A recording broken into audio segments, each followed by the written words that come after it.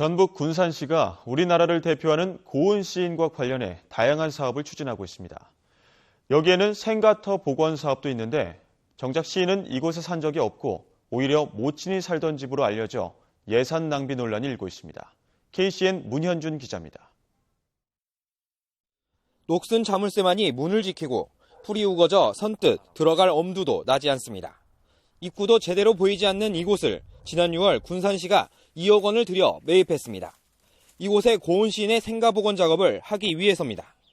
이쪽에 문학상으로 노벨상 타버리면 우리나라에서 하나 최초로 나오는 거 아니에요, 이게. 대단히 많이 어렵죠. 하지만 이곳은 정작 고은 시인이 살지 않았던 것으로 알려졌습니다. 고은 시인의 어머니가 살던 집입니다. 정작 인근에 위치한 고은 시인의 살던 집은 다른 사람이 들어와 새로 집을 지으면서 없어졌습니다. 그럼에도 불구하고 시는 고은 시인 모친 집을 사들여 생가 복원 작업을 추진하려고 했습니다. 정비 비용 5억 원은 시의회에서 전액 삭감됐습니다.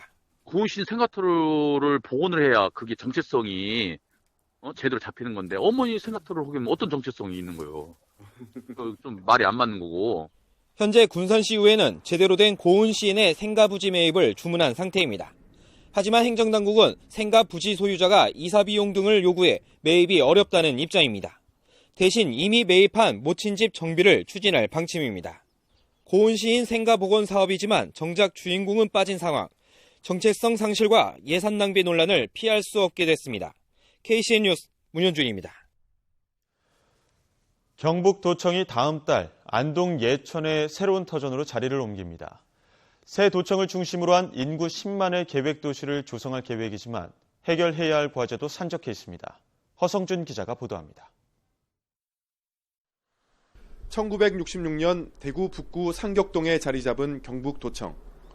올해 2월 50년 동안의 대구 더부살이를 마감하고 신청사로 이전합니다.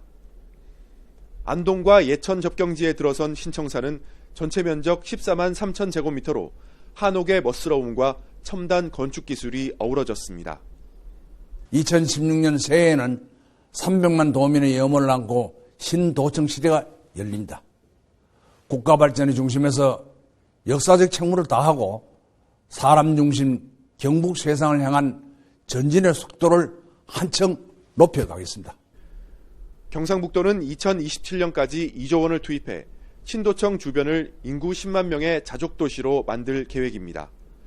또 백신 클러스터와 바이오그린밸리 등 생명산업이 집중적으로 육성되고 전통과 자연에 기반을 둔 문화관광산업에 대규모 투자가 이뤄집니다. 북부 지역 지자체들은 신도시가 서울과 1시간 거리인 만큼 수도권 기업 유치도 내심 기대하고 있습니다. 하지만 풀어야 할 과제도 쌓여 있습니다. 신도시에 들어가는 기관 직원만 모두 5,200여 명에 달하지만 주변은 아직 허허 벌판입니다. 주택과 학교 등 정주 여건이 열악한 만큼 애초 계획한 인구가 신도시에 제때 옮겨올지 의문입니다. 함께 이전을 추진하는 관계기관 100여 곳 가운데 비용 문제 등으로 난색을 보이는 곳이 적지 않습니다. 그만큼 경북도청 신도시가 제 모습을 갖추기까지는 상당한 시간이 걸릴 것으로 보입니다. YTN 허성준입니다.